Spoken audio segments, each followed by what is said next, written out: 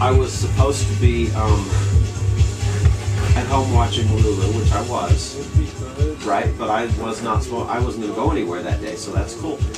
Diana calls me from school and says, "I left something at home. Will you bring it?" And I was like, "Okay, but I'm going to walk to school."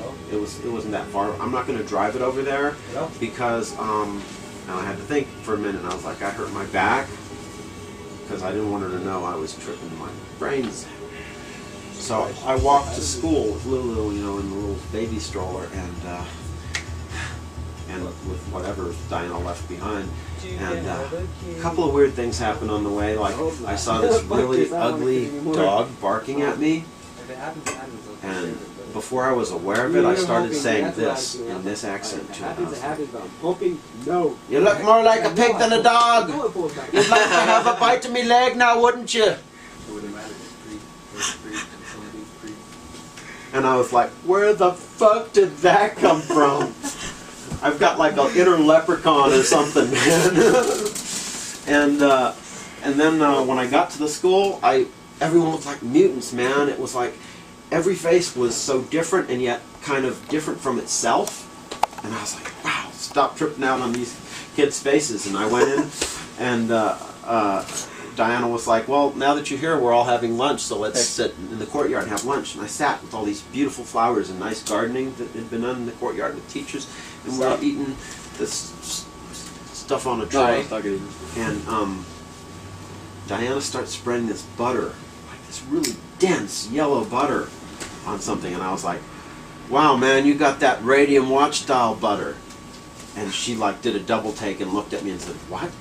I said, and I was like, what did I just say? And I said, you've got radium watch style butter. I mean, that butter, I started to say, looks like so 1930s, 1950s, through that era when there was a lot of weird ideas about radiation, right? I was like, I was seeing the density of the molecules in this butter, and I could see it like as if it was radioactive, like some thick, nasty oil was like bumping into molecules the wrong way and making them all fucking jumbled. I've seen some yellow butter. It was emitting this field of energy, and I was like, trying to explain that to her, and I realized, dude, she's gonna so know you're tripping. Damn. Yeah. And that was a one-hit trip. That was a lot of GHB, Coz. No. I have combined the two at one point, and it was extremely pleasant. Oh, whoa, hey, I'm super happy. He's like, yeah. That shit's like lithium, trying to just makes you too happy. Like, yeah, just out of your mind happy. Like totally happy. Yeah. Happy, joy, happy, joy, happy, joy. It does a lot of things to you. There's nothing I've ever found that gets me as high as GHB does. That shit fucking makes me so out there. I mean, it's like, it's a socializing agent, right? And for someone who has a hard time socializing with people, because I'm kind of shy and stuff, except when I perform, right? And when I put this on the internet? Yeah, I noticed that.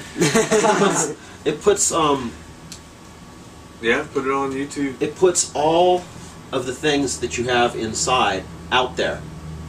And you know, if you're like if you have a joyous person inside of you, it will come out.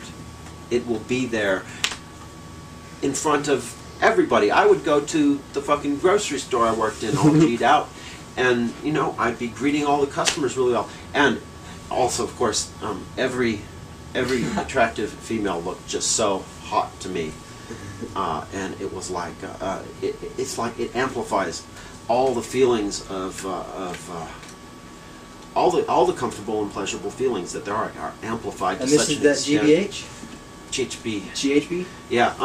There's only one thing, was that when I started taking it, it was legal, and it was sold as a health product, And it was explained on non-toxicity and all these factors that made it an ideal drug, and it was non-addictive. That was the killer right there, because about 3 years after I'd had like 5 liters of the shit on a 24/7 daily basis,